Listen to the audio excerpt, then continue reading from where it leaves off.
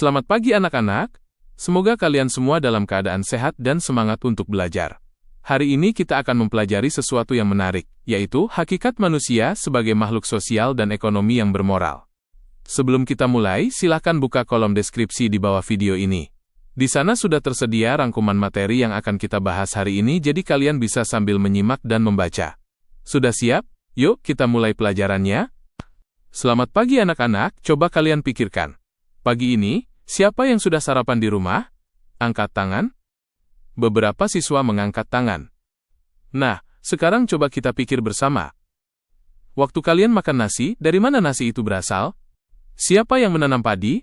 Siapa yang memasak? Dan siapa yang membuat piring tempat kalian makan? Inilah buktinya bahwa kita tidak hidup sendirian. Setiap hari, tanpa sadar, kita terhubung dengan banyak orang. Kita hidup saling membutuhkan. Maka dari itu, manusia disebut sebagai makhluk sosial.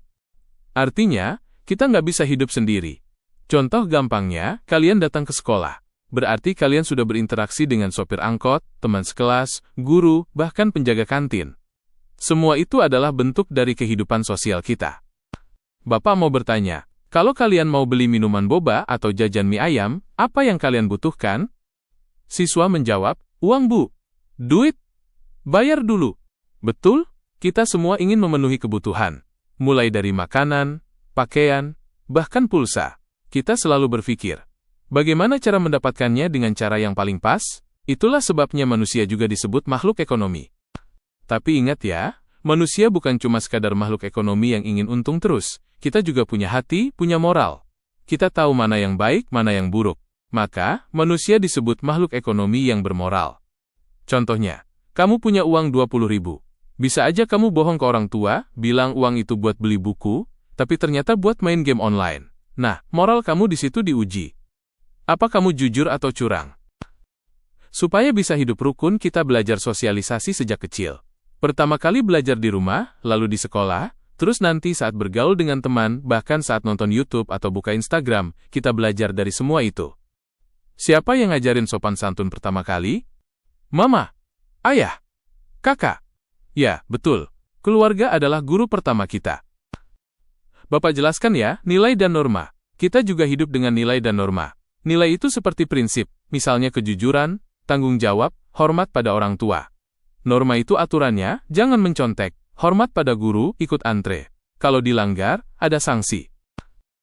Mari Bapak beri analogi. Kalau main sepak bola, ada aturannya kan? Nggak boleh pakai tangan. Kalau kalian langgar, kena kartu kuning. Nah, hidup juga begitu. Ada nilai dan norma supaya kehidupan tidak semrawut. Bapak akan lanjutkan, membahas interaksi antar wilayah. Pernah nggak kalian minum teh yang ternyata diproduksi di Jawa Barat, makan keripik dari Lampung, atau pakai baju buatan Solo?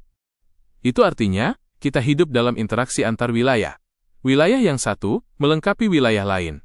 Ada yang punya beras, ada yang punya sayur. Maka, mereka saling jual beli. Tapi, kalau jalannya rusak atau ongkos transportasinya mahal, bisa nggak barang itu sampai dengan mudah? Tidak. Makanya, kelancaran transportasi juga penting dalam hubungan antar wilayah. Sebelum Bapak menutup pelajaran hari ini, jadi anak-anak, manusia hidup tidak sendirian. Kita butuh orang lain, kita ingin hidup sejahtera, dan kita harus tetap berpegang pada moral dan nilai kebaikan. Itu sebabnya manusia disebut makhluk sosial dan ekonomi yang bermoral. Anak-anak, kalau kita bisa paham dan menerapkan ini semua, kita bukan hanya jadi pelajar yang pintar, tapi juga manusia yang bijak, jujur, dan bermanfaat bagi orang lain. Sampai jumpa di pelajaran berikutnya.